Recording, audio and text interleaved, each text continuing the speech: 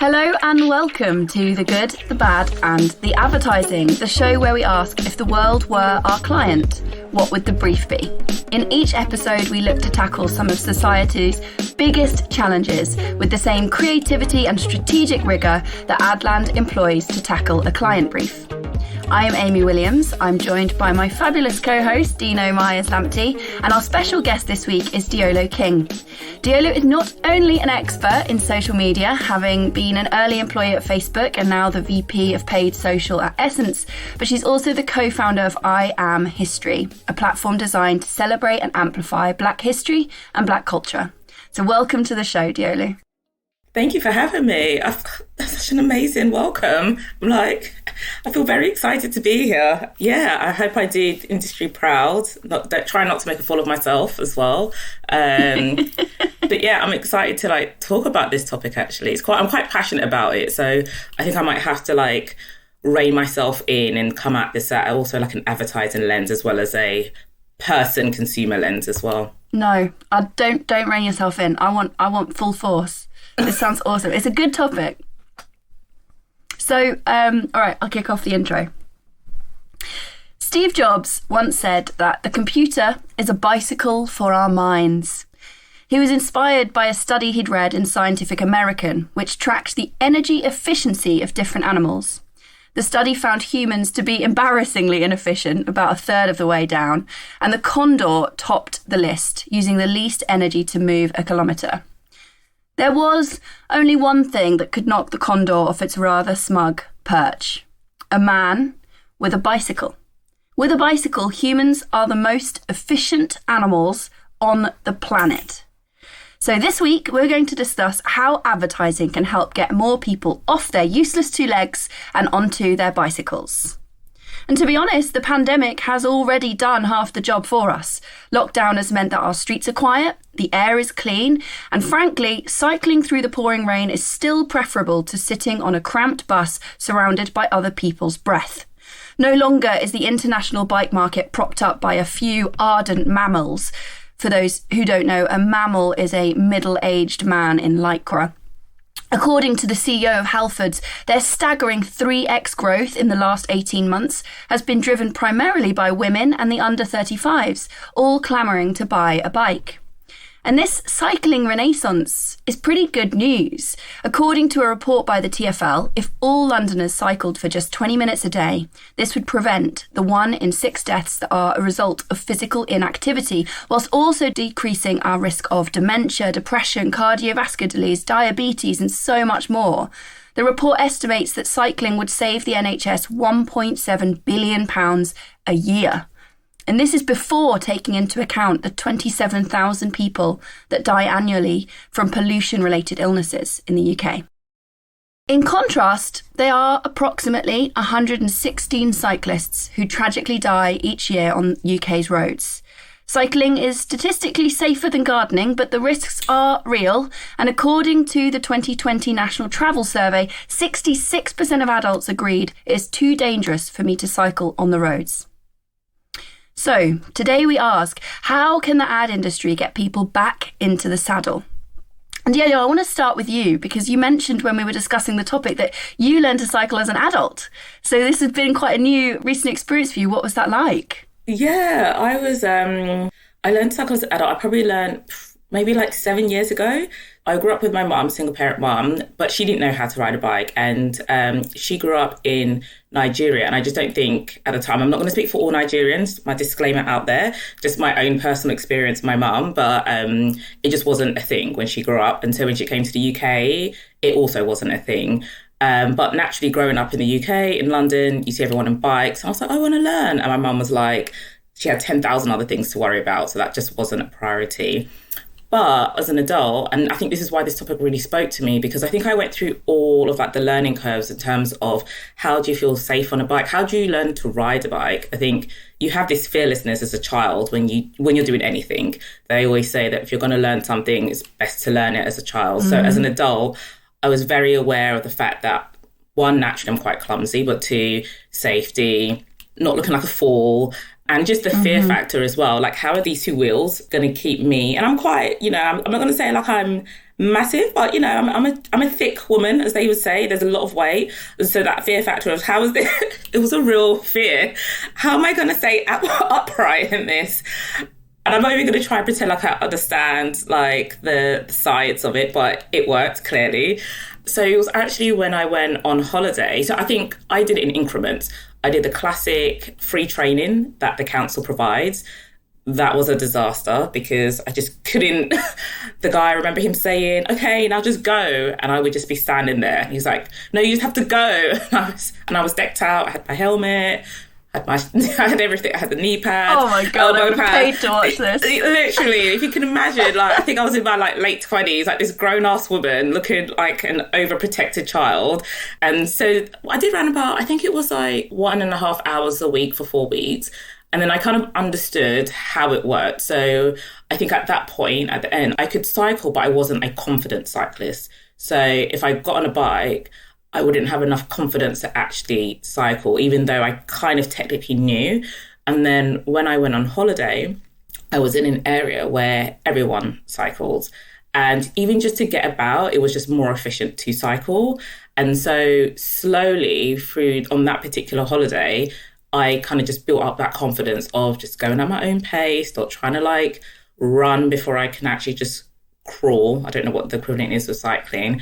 But I think one day I just got on it and I knew what I was doing. I was braking. I know, it was crazy. I was like, even to the point, and till this day, I still love it. I can like put my arm out and indicate and feel confident about it. All those small wins where you're like, it's very basic. This is not anything exciting. But from someone that was like, just fully scared to just actually get on the bike, to being able to just like almost commute on a holiday and like indicate and stop. And it changed my life. I always knew I wanted to cycle because I've lived in areas where actually it was just more efficient to just jump on your bike and go down to the high street and get a few bits and pieces. But that fear factor, that confidence bit, and also I lived on a hill and no one wants to be struggling up a hill. It was a long journey. So I think seeing it from that perspective, I think it's quite interesting because I've seen the gaps and it kind of fueled some of the ideas that I have for our chat today. And what drove you to learn as an adult? You know, you said you started in your like early 20s. What was the driving force? I think, so this is, I'm going to get a bit hippie. I think one of the things that I have personally is I don't want to have a life of regrets. So I was like, I don't want to be like 50 and be like, I didn't learn to like cycle because I was scared that people were going to make fun of me. So I'm very much that type of person anyway. So I actually didn't mind people looking at me when I was decked out in my helmet, elbow pads, knee pads, because I'm just like, listen, YOLO. But I think more importantly, that's kind of just like the hippie side. But I think more importantly, it was everything that you kind of discussed in the opening. So the health benefits of it. So I'm not a runner. I'm just not. I tried it. It's not for me. I just get bored really easily. So I was like, maybe that could be an efficient way of having exercise. The accessibility to get places quickly without driving. So I'm also a driver. So I come at it from that lens. I'm not sure if you both drive as well. So I think that's also an interesting relationship, being a cyclist and a driver. And also I'm not like an environmentalist activist, but I'm very conscious that I don't want to get in my car to drive 3 minutes just to get a pint of milk. So I've always been quite conscious of that. It just didn't feel right. So I was like, cycling is that in between. Yeah. And also just FOMO, like being on holiday and friends getting on bikes and me just being like, oh, okay. I'll just get the coach and I'll see you there. Like, I wanted to be involved in it. So I think all of that, I was like, all right, let's just figure out a way to make this work. The thing about the cycling thing, which I think you mentioned, I think we've got to think about some of the negative things about cycling, first of all, because you mentioned a few in terms of fear, in terms of confidence, and I think that that's quite universal. But I also think there are a couple other things. So, for example, getting sweaty in the morning before you arrive in the office. You used to work at Facebook, so you probably had the showers in the office and all the rest of it. So probably that wasn't a problem. But for a lot of people, that is not a luxury, and I think that's a real thing. I used to cycle when I was in London. When I lived in Walthamstow, I used to cycle into central London, so that was quite a journey. I always remember. I mean, I was a bit of a fair weather kind of cyclist, but I also do remember just how organised I had to be to cycle. So just how prepared I had to be, how I had to have all the clothes kind of like carefully folded and all the rest of it. And I don't even have hair. So, I had like probably at least kind of like 25 minutes saved in that journey. And I mean, that's probably been optimistic. So I think there's a big kind of like thing about just the practicalities of cycling. And so this brief probably, should probably be also looking to, think about how it can answer some of those kind of practical challenges. But beyond that, I think it is, there are a lot of positives. I think the other kind of major negative for cycling, which we haven't really talked about, is it can be unsafe. All right. So you learn how to cycle, which is kind of great in terms of, because you need to be a confident cyclist when you hit the roads. But also the roads, we're talking about kind of gaps. The potholes in the roads are a real kind of crisis point, and they are actually a real danger as well. So no matter how good a cyclist you are, if you're faced with some gigantic pothole and you're in a squeezed situation or so, it can be dangerous. And you've got to be, I don't think they train you for that. I don't think they will. I'm not sure, but that's like the unexpected thing in the road. And I remember this great kind of street artist. I don't know if you came across it once. It went a little bit viral, called Wanksy, who, so Wanksy basically graffitied up all the potholes with penises and vaginas and rude kind of like, nipples and things and whatever else, just so the council will pay more attention to the potholes and actually fill them up. I thought that was absolutely brilliant. So, we could get Wanksy back out on the streets for one, just to, fill up the potholes. I like that. And I think you raised a really good point, Dino, because, oh gosh, as I'm talking, I'm like, this cycling journey has been a journey for me, because I commuted for work at a certain point when I lived in London Bridge, and I worked in central London, and that was really great, like 20 minutes, 25 minutes, amazing commute, amazing scenery. And then I moved to East London in Canning Town, and I was like, I'm still going to cycle because I love it. It was a great de-stressor from work. But it was absolutely horrific.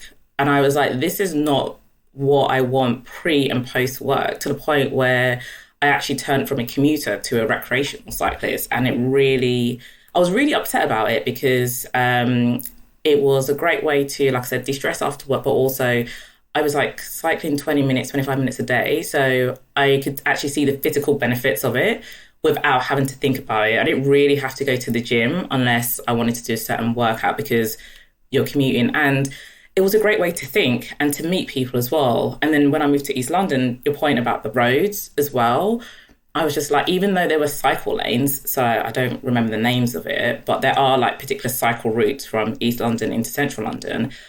But it was just, I just felt really unsafe. Like, some of the junctions are going in front of car junctions. I had a few incidents where cars didn't stop at the junction, and it also just wasn't enjoyable. Like, I was like classic Amsterdam in my head.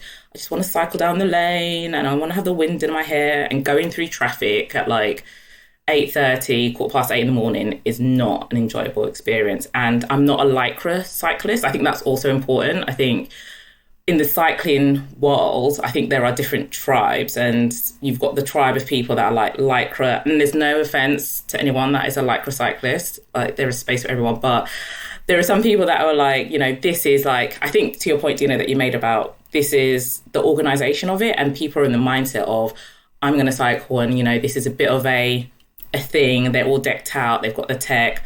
I was not that person. It's quite alienating, right? All of the stuff you need. They're a pretty big barrier, aren't they? The mammals. They are a barrier to a lot of people that are not currently in it. Yeah, because it feels like an in-group and you don't feel a part of it. Like, all of the Lycra helps them feel part of something, and that is intended to, be a tribe. Also, let's just, focus on them a little bit longer, all right? Because when I'm driving my car, all right, so I am a cyclist, I cycle, I would say commuter type cyclist, yeah. Mm-hmm. And I love cyclists as much as I hate them, and I love driving as much as I hate drivers as well. I've got hate on either side, equal measure, whatever. But when I'm driving down country lanes and I come across the mammals that are not only cycling slowly, but they're cycling in rows. They're all like, as in they're stacked. They're next to each other, and there's a couple of people plodding along having a conversation on a country lane, and you're just like, what is that about? There's a time and a place for that when there's not cars around. But when there are cars, you're holding up traffic, and you're just kind of hogging the road, it's just an accident waiting to happen, for one person or the other, because suddenly you've got to go out into the other road to overtake, which is dangerous. But also you're just kind of like building up resentment and hate for, anyone that chooses to cycle. And I think that also fuels this perception that is also a barrier to cycling, because you're a cyclist. So I think you can balance that viewpoint. You've got equal hate for everyone, which is great. But yeah, sounds really wholesome. Yeah, really balanced. But I've spoken to people when I try to talk to them about commuting, especially if they do live, and I would never like push anyone to do something they're not comfortable with, but just inquiring, why don't you cycle? And they're like, oh my God, like, have you seen those cyclists? Like, they're just there, like taking up space. And I think that's a really big barrier, maybe something we can talk about of how we can change that, overcome it, change that perception. Because I think just even being associated, people have looked at me sideways and I'm like, I'm not part of that crew. I'm really not. It's a huge obstacle to overcome. But I don't know, and maybe this is something we should also talk about, I don't know if that's a London-centric view or a Southeast-centric view. I'm not sure if that is applicable across the nation. I don't know if either of you can talk to that. I mean, certainly mammals can be found across the UK. I mean, I come from Shrewsbury and the amount of mammals is really quite obscene. So definitely like that tribe of cyclists, the ones that are, very serious about it, that do take up a lot of space on the road, that go very fast, like that is definitely a tribe that exists across the UK. And I think where this brief feels like it's naturally tending towards is more of the everyday cyclist, right? It's the commuter or the cyclist who does it just for fun, but it's someone that's, they're buying a sort of £1,000 bike and it's probably their first bike and they're using it to get between A and B. And so that does feel like a very different kind of cyclist. And actually, I just want to call back to a point that you made, Dina, about the faff. And the faff factor, I think, is actually a really interesting piece of the brief, because I agree. And I have hair, so yeah, I had like the extra 25 minutes. I came across this campaign that's been run by the Olympic cyclist Chris Boardman. Have you guys remember him? He was one of the first Olympic medalists in the UK. So he has done this very interesting campaign. He started it back in 2014 and he's still hammering it. But basically, it's against helmets. This is really interesting. So he doesn't believe in compulsory helmet laws. He cites an example in Perth in Western Australia. They introduced mandatory helmet wearing and cycling decreased by 30%. And I have this lovely quote from him. He said, "I want cycling to be an everyday thing that people can do in everyday clothes, whether you are 8 or 80. And that just, I love that idea. He's like, why is it on the cyclist to protect ourselves? Why do we need high vis and like headgear? Like, we're just going a very leisurely pace on a very safe bike. It's the traffic that's the problem, not us. So don't make us wear helmets, build cycle lanes and make sure that we can cycle to work in our work clothes and not have the faff factor." It becomes this balance of how does the infrastructure of the roads work. And I think that's always, from my perspective, been the imbalance is that we know the benefits, we know how it's going to make it better for people, but also the environment. And maybe this is the shift that COVID has made. I think such a capitalist industry where everyone's on the go, everyone's got somewhere to be yesterday, people are in a rush. I think that heightens the level of speed that we live and work at. So not only are cyclists moving fast, but traffic is moving fast. But I think COVID really has slowed everything down. And I think the question is what's that new balance, right? I think there's this bit of naivety to think that we're going to remain as still as we were last year. But I'm hoping that we don't go back to what we were in 2019. Is there going to be like stronger commitments from the councils and the governments to really build real cycle lanes, not just like part of the road that's painted in blue? Are we going to have cyclists? I think, and I spoke to a few friends, if the cycle lane was so blocked off from actual traffic, I think that would also prevent or kind of alleviate the fear of the safety aspect of it. Because I think to the point that we've made, it's like, oh, okay, I can go a bit leisurely because my only watch out are just cyclists around me. Whereas when you've got that element of traffic there, you've got to have all your senses together. And also, and I don't know how controversial this is, you don't have to have a license to cycle, especially in cities when you're on the road, right? So you've got some cyclists that have no road knowledge whatsoever, in the sense of they can't drive. So they know the stop signs, but do they actually know all the road signs? And so I think to the point that cyclists are sometimes the hazards as well. And I don't want to police it because it does take the joy out of it, but we have to be realistic, right? Drivers only become really aware and really responsive when they're expecting cyclists. When they're expecting at every turn, at every, move, there could be a cyclist there. And you almost need the quantity of cyclists to be so great on the road, or just to become a norm, that people drive with caution all the time, rather than on the odd chance, if I'm unlucky, there might be a cyclist. And that actually is a finding.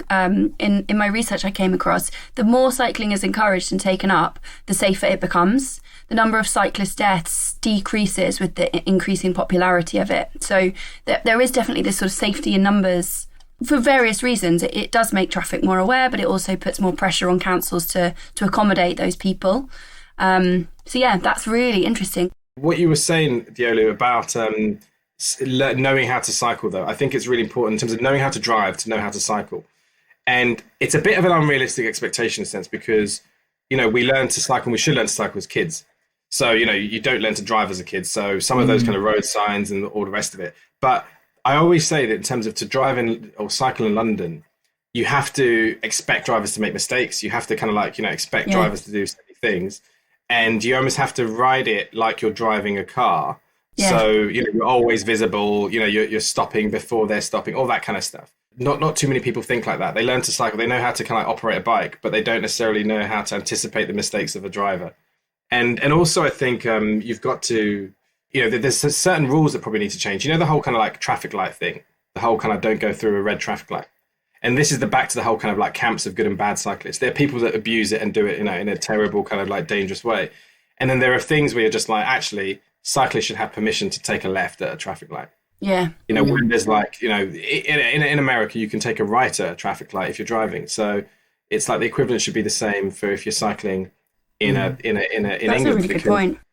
Well, I mean, half the time, a lot of these kind of deaths as cycling happen because people are sitting at traffic lights at the side of a lorry or something like that, and they're waiting for the thing to go green. And then when they pull off, they can't pull off as fast as the other vehicle, and that vehicle doesn't see them, and it takes a left, and it crushes them on on the railings at the side. So you've got to get yourself out of the way. You've got to either be ahead of it or behind it. So yeah, I think that's one suggestion. The good news is that in response to the lockdown and the pandemic and the increased popularity of cycling, the government has actually announced a renewed level of investment in cycling. So across the UK, they announced in September they're going to be investing £2 billion in pop-up bike lanes, in wider pavements, in safer junctions. They're going to offer bike repair vouchers to people, and they're also going to build more traffic-free neighbourhoods, like Soho, for instance, is now fully pedestrianised. So there is this investment coming in that will kind of, I think, to a lot of your points there, Dino, it will help. It's not going to change those traffic rules. I actually think that's a really interesting idea around junctions, but it will at least give cyclists a little bit more of their own space and hopefully reduce the exposure to these super risky junctions and things like that. So I guess for this brief, it feels like we're focusing more on commuters, but that's one thing I wanted to just clarify with you guys. Are we going to talk to commuters, or are we going to talk to cyclists who would do it as a hobby? And then I think the other question is it about education and about getting people a driver's license for cycling, or is it about making it more accessible and getting people who would otherwise not consider it? So are we talking to existing cyclists and getting them safer, or are we talking to bringing in new cyclists, getting more people onto the saddle? I've got a view just to chip in here, which I think we should be talking about not commuters, I think, is my kind of pitching in here.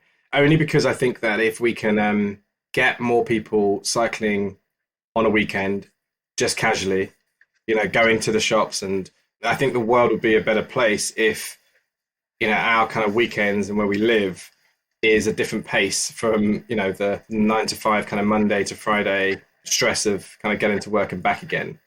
Doing it for, purely kind of working kind of reasons. I think it'll be more enjoyable for people to cycle kind of casually for less kind of pressured reasons.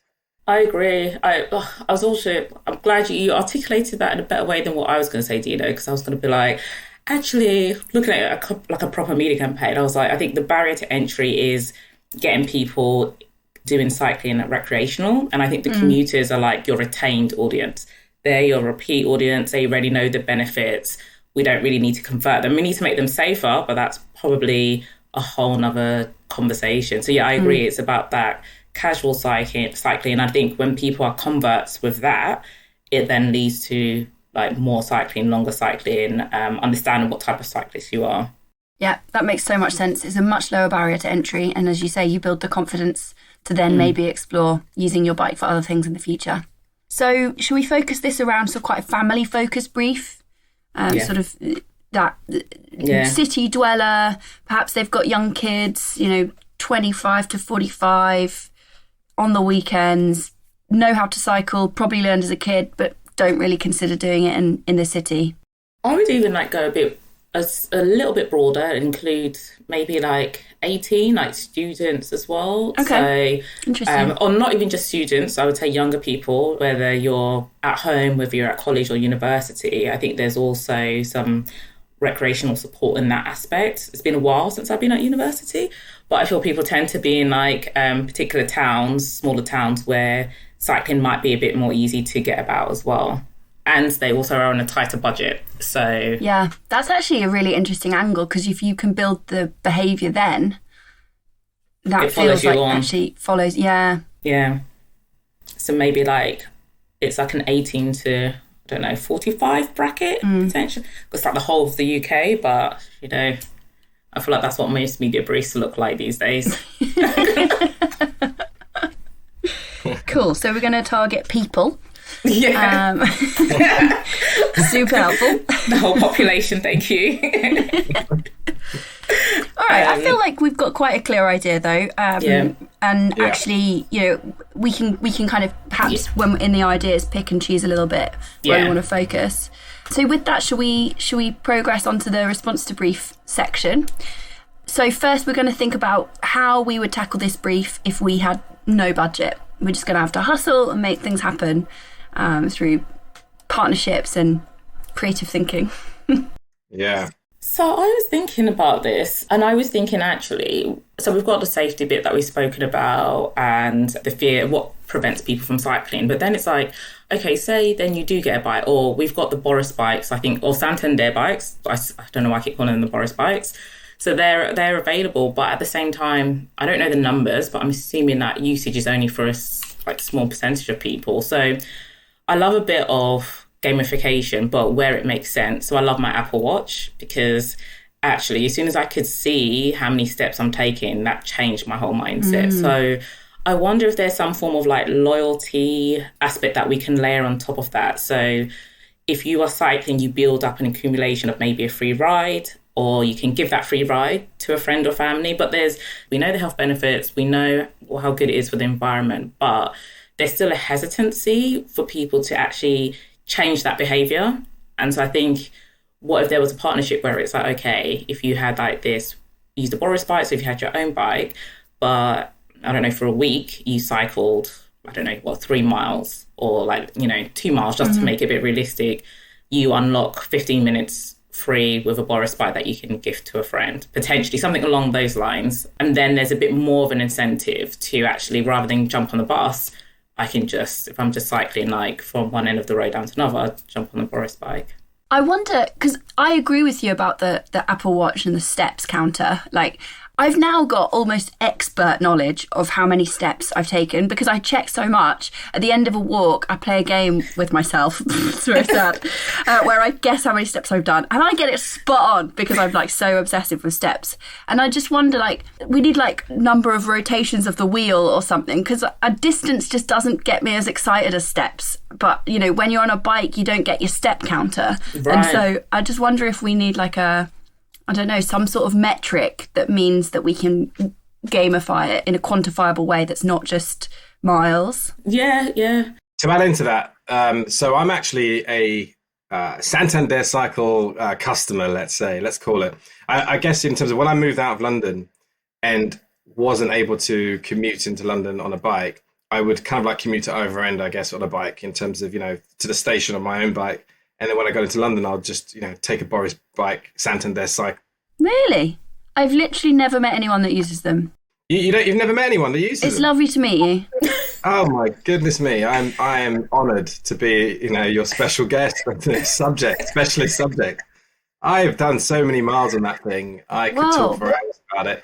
Yeah, so it's a little bit like fairground-esque. I don't know if you ever went to Fort Park and had one of those kind of like fairground bikes, which are like deliberately difficult to ride. It's a little bit like that. They're kind of like slow and chunky and a bit kind of weird, but you get used to it. There's a few things that are kind of great about them. I love the fact that they go fast enough for London. They get you around from A to B. They're really kind of convenient. They are, because they're so kind of chunky, you don't try silly things with them. You don't kind of like try to weave in and out of traffic and all the rest of it. You feel a little bit kind of like invincible to some degree, but you can be seen. They're big, they're bold. They've always got lights. Brakes are always good, whatever else. They've got a little basket so you can chuck stuff in. So there's many, many reasons why they're kind of great. The reasons why they're not so great are mainly because sometimes you arrive in your location at kind of key peak times and you can't actually dock them. Or sometimes you arrive at a location expecting to get one and you can't because they've all been taken, or the ones that remain are just not working. That's the complete kind of frustration with them. So that definitely those things need to be sorted out to make them a little bit kind of easier to use. I think the thing about the whole kind of like bike thing is definitely in terms of making it easy, the whole kind of data thing. I think when I was most impressed by the Santander cyclists was once a year I would get this email that would be a summary of my statistics, a summary of all the journeys I've taken, how far I've ridden, and I think it said things like calories and whatever else, but it had all these kind of different statistics, which I was like, wow, this is absolutely brilliant. And they needed to make more of that in a sense, because that was the moment where I really realized just how much I'd done on the bikes and how far I've actually gone. Because I think that, while we know the health benefits, unless we're frequently reminded of them, we just take it for granted, I guess. So that kind of like visualization of the statistics is really kind of important. But I also do agree in terms of some way of gifting to others, to introduce other people into it, could be a nice incentive to carry on doing it. So I could have given you, Amy, like 15 minutes experience of a bicycle so you could join the gang. I think that's a wicked idea. I can't believe they sent you that. That's so nice. It reminds me of Google Maps sends you your month in review. And it's just so fun seeing your routes. Part of me is like, oh, Jesus, they know my life. Like, I need to stop giving them all my data. And part of me is like, wow, this is so cool. Give them more data. Yeah. But yeah, seeing where I've gone around London and being like, oh, yeah, that was that day. That was when I saw so-and-so. It's so nice. It's such a nice little value add. So I think that back to the whole kind of like, what we enjoyed most about lockdown was when the streets were quiet, no one was in a rush to get anywhere, and it encouraged people to, go out and cycle. So more cycles were, bicycles were bought. There was much more kind of family cycling going on. And the key reason for it was because we knew the roads were safe. We knew that there were less cars on the roads. We felt much more comfortable. And actually people were driving slow. The cars that were on the road were consciously driving slower. They had less kind of reason to rush around because I guess they anticipate less traffic. They didn't have to be anywhere at a particular kind of time. And it was, life was just nice, wasn't it? It was just nice. Sounds idealistic, that. Yeah, it was. It was just like, it was like living in, in a fairy tale. So let's bring back that basically. But, I think that we can bring that back by creating that moment on a Sunday. So I think that, my idea would be, I'm going to use the medium of outdoor. And my idea with the medium of outdoor would be to actually pick a day like Sunday and try and make it a cycle day, make it like Cycle Sunday or something, where we're actively encouraging people to cycle rather than drive anywhere. And if we can publicize the fact that there are a lot of people that are opting in to cycle, then I think that kind of information will encourage people to leave the car at home and actually cycle as well. So if we could use outdoor posters in various locations to say, this Sunday there are going to be 1,000 cyclists on this road or whatever. So you can kind of like, show your intent to cycle on particular routes and particular journeys, then I think that will help to tell people to avoid certain roads with cars. And then we make the roads quieter, and then more people just actively kind of like, get involved in cycles. So a simple kind of like outdoor campaign that just using technology to allow people to say, I'm going to be cycling on Sunday, but really a campaign to make Sundays, cycle Sundays, that people just drop the car, decide to cycle. And it's just assumed that, like when a marathon happens or something, it's like the roads are closed off and it's just like, that's it. You've got to choose another route. Pretty much do that for cycling on Sundays, but do it through cyclist demand and like public kind of force rather than having to officially close roads. Yeah. I really like that. That's really nice. And it kind of tied into my bigger budget, but actually that could probably be scaled to this, where we kind of follow the running agenda. So like the 5K sponsored runs. I think there's that sense of community. I think part of the barrier is that cycling can be quite an individualistic thing, whereas it's, I think, you know, what you're talking about, which I definitely agree with, is bringing everyone together and making it part of the culture, part of what we do, rather than this is what a subset of people do. And I also wanted to like challenge the whole mammal idea of having like sports brands actually do, again, what they did for running, but make more like day-to-day cycling gear, or cycling gear that is, you know, a bit more for the fashionista or for the visually conscious person, or just someone that doesn't want to wear lycra. Like, it doesn't look good on everyone. Like, you know, if you've got a few rolls, you don't really want to be highlighting that. So also, you're not going to be doing those speeds. You are not Chris Boardman. Exactly. Yeah. Well, this is it. Even when I look at some people on the lycra, I'm like, where are you going? Like, this is not Tour de France. Like, don't know, but I love that idea of maybe like you can get like different sports brands to sponsor it, or even Decathlon. It doesn't have to be a Nike or a Puma, but that community aspect is great. I love that. Yeah, me too. Cycling Sundays. I love the idea of drivers being like, oh, we can't go that way, it's cycling Sunday. Oh, we've got to go around. Obviously it's cycling Sunday. I think, you know, when you're considering these sorts of briefs where it is about people changing behaviour, it's so important to emphasise what they're going to gain rather than what they're going to lose. And the idea that you gain these like quiet, pedestrianised spaces on a Sunday that's about community and about coming together and doing something, and you lose like traffic and noise and pollution, like framing it that way feels really powerful. My free idea, I adopted a dog. Like most of the world, I adopted a dog during lockdown, and he is the cutest little thing. And I used to have a dog when I was little, and she used to run next to my bike, and we used to go together. This new dog I've adopted refuses to do that with like such passion. So I actually bought him a little dog basket. And my grandma used to have a dog basket for her dog called Snoopy, and he used to sit in the front, and she'd cycle to town with him, and he'd sit in the basket. And she inspired me because I was talking to her about how I couldn't get my dog to run with the bike. And it was really hard to buy a dog basket. I like went on Amazon, and I had to kind of read loads of these really obscure blogs and figure out what the safety requirements were. And in the end, I ended up making my own one, and I like built it, and I got some fleece, and I lined a crate, and I had to build it all. And then I went out on a ride, and my partner took a picture of us, and I put it on my Instagram.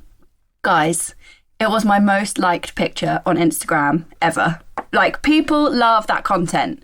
Dogs in bike baskets, people love that content. So that's my idea, is like basically an organic social campaign where you target people that have adopted dogs in lockdown, because you know they're the right sort of demographic, and actually cycling with your dog in your basket and going for like a picnic or something, and like his little ears flop up in the wind, and he looks like a little bat dog, and it's so cute. So I just think if we basically make it easier to buy a dog basket, seed it out to some influencers that have adopted dogs, and just make it quite a bit of a trending piece of content that people post on their stories. Dog riding in the park. I can see where this is going. Yeah, a whole new definition of dogging. Love it. I really love that. And it sounds like, I think one of the things that all three of our ideas tap into is that sense of community and togetherness. I think that sounds like it's one of the magic formulas of how do we actually make this an inclusive activity. Because even with like the dog cycling bit, it's social media, it's sharing those pics. Love it. I'm actually thinking about how I can scale my £1 million budget, actually. I feel like I want to do all our ideas and just like buy all the advertising to like make people aware of it. Like Dog basket cycling Sunday. Yes. Like gamified dog basket cycling Sunday. Exactly. How many dogs have we got? How many wheels have we spun? How many collective wheels have we spun together? Yeah, go, done. So we'll end the episode now then. Shall I chuck one of these Bezos Bucks ideas? Hit us. Yeah, let's do it. Right. If I had all the money in the world, I'm going to stick with outdoor as a medium to amplify an idea, a thing that exists.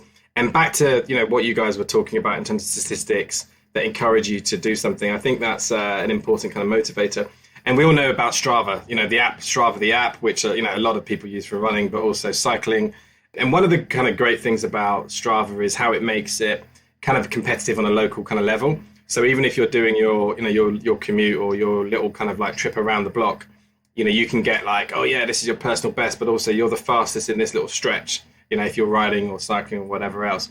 And it makes it naturally a bit more kind of competitive in that sense, but also encourages you to just keep at it. And I think that it'd be nice, firstly, if that was kind of broadened out to families in a sense. So, it wasn't just about, mammals trying to beat their personal best and get the records, but also just that kind of a statistic. It would be nice if that was a bit more publicized in a sense to just, again, encourage you. So with, with outdoor technology, with camera recognition, facial recognition, all the rest of it, could we get a network of screens that recognize cyclists and show their information as they're cycling past it? So you can cycle from one location to another and it could recognize you and present your times, your scores, your distances. So it can encourage you along in your journey. And you could obviously opt into this kind of network of screens to display this information, but it's a bit like having a, supporting kind of crowd cheering you on as you go past kind of outdoor screens to say, right, you're 10 seconds better than your personal best on this stretch. Keep going, this many calories, this many things, whatever, and just do that a bit more publicly so everyone gets that kind of motivation. And you can just see kids and families doing it as a bit of a thing as well.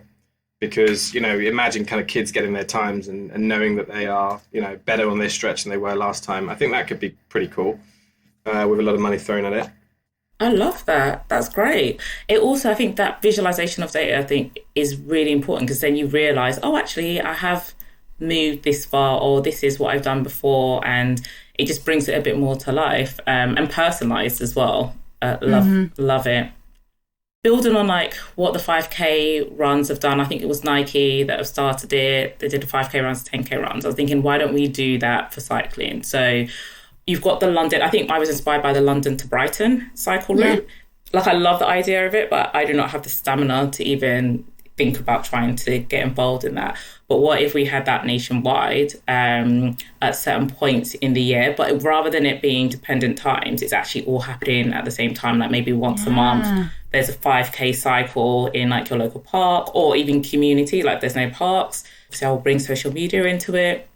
You can tag or you can film yourself, like do a little TikTok, I don't know how, but get some content, hashtag 5K cycle route. But that element of making it more of a regular occurrence and making it part of every day rather than it's a case of if I feel like I'm going to do it, I'm just going to do it. And I think with that budget, if we could do that across the nation at certain times, it then changes perception and changes people's attitudes to cycling. It becomes less of this, oh, this is what those people do, and more of a case of this is what we do. So that's how I'd want to like invest a budget. Again, the partnership bits I've already spoken about. I think this is great for like sports brands or even just life culture brands as well. It doesn't necessarily have to be sports. It's more about the normalization of it rather than this like intense like specific sport. And I think the other thing that I thought about with this £1 million budget is if there's a way to actually facilitate storage for bikes. So if you use the Santander bike, that's great. But I think a lot of people in cities have like storage issues. Like, where do I keep this bike? And keeping it outside probably doesn't feel as safe. So I think they've got it in certain parts of London where you can like buy bike storages or bike lockers. But I don't think it's as accessible as it could be. So is there a way that we could have like a local bike storage? What if there was like bike sharing as well? So if I'm only using my bike like on the Sunday and then it's free Monday to Saturday, how could I rent that out for someone in my local area? Almost like a zip car for cycles. That's a lot of ideas, but I think that's a great idea. They're all good though, because I've done some of those organised runs, like the half marathons and stuff, and it's so social. There's such an event. It's like a festival feel when you get there, and cycling needs that. That's a brilliant idea. Yeah, I'd also like to jump on the fact of you mentioned about cycle safety in terms of storage and I think that's a massive point as well. I think that, the crime levels, one of the most disappointing things about, getting excited about cycling is when your bike gets stolen, and then suddenly you're stuck. And it happens too regularly. What's happened is people are buying more expensive, higher value bikes. That's where the trend is going, which is, I think it should be going the other way. I think that actually we need to encourage cheaper bikes. We need to encourage like cheaper, practical, but do the job bikes. Yeah. So there's no incentive to steal them. And actually, this kind of idea of like sharing bikes. I've been to some places like, if you go to a Sea Island, I know it's a bit exclusive, etc., in terms of different kind of like events and things, but there are bikes just all around the island that you can pick up and cycle anywhere.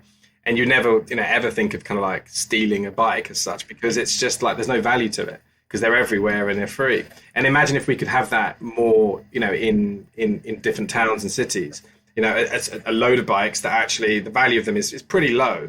That you could feel, you could quite easily just park it up somewhere and know that it's going to be there when you come back. Or there'll be another bike when you come back that you can pick up and use because they're like public community bikes. I like that. So I'm going to jump on that idea and I'm going to use that to fuel my £1 million suggestion, because I've been thinking as we've been talking, like I had this other one prepared before the show, but I'm just going to go rogue, because I love what you said earlier, Deolu, about how students are, if you can get students cycling early, then you bake in the behaviour before they move to the big city or before they start commuting. And also, when you were saying about learning to ride as an adult, like the younger we get people signed up to this, the more likely they are to take the risk and be brave and get on the bike. So my £1 million idea is going to be focused around students, around campus universities. So I went to Warwick University. It's a campus, and it is a ball ache walking around that campus. You have to basically leave like half an hour before any lecture, which as a student is like a huge amount to ask of someone. So I think let's take that bike share idea, that bike share scheme, and apply it to campus universities and use our £1 million budget to set up this bike share scheme. All the bikes are owned by the uni. And it's kind of like Santander, but it's just like you said, it's less formal. You just leave your bike and someone else can pick it up and cycle back.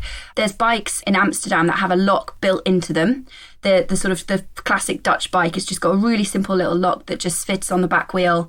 So, you could have, it could be tagged to your library card, right? All the library cards open the bikes and anyone can cycle off with it. And then I was thinking, how can we make it like even funner and more relevant to students is if all the bikes have a box on the back that's the size of the book, so they can carry their books in it, but also they can carry pizzas in it. Oh, that's the win. That's the win. So you get basically get a kind of delivery box on the back so you can go and pick up your pizza. I was thinking like, what's the thing I love most about uni? And basically I just ate a lot of pizza. So that's probably my idea. And I was also thinking like at uni, we always had these societies. Did you have this? Like you'd have like band sock and you'd have whatever, like I was about to say chess sock. I'm sounding like such a nerd. There was cool societies as well. I just didn't join them. But the point is like there was never a cycling society because it is seen as a mode of transport, not a hobby. So I'd fund a group of cycling societies around universities. I love that. And then we can tag on the, Santander annual news update to a week long. How far have you gone? Where did you go? Yeah. How many pizzas did you have? We're on the same page. Yes. Yeah, nice. We've Tinder for cyclists. Yeah. Love it. Cycle dates. Yeah. Amazing. Oh, man. So many great ideas. Solve the world problems in an hour. So I think that just about wraps up the episode. If you're listening and our conversation has inspired you to get back in the saddle, then I found a couple of cool things you can check out. There's an organisation called Bikeworks. They are an inspiring social enterprise that runs accessible bike clubs as well as bike taxis for the elderly and the isolated. They do tons of amazing work. If you have an old bike rusting in your garage, then donate it to the Bike Project, and your bike can be given to refugees and asylum seekers so they can have some freedom and be able to travel and access things like food banks or healthcare or education. Bikes are actually freedom for a lot of people. So there's a ton of great initiatives out there. Cycling is a seed that grows into something really, really quite powerful.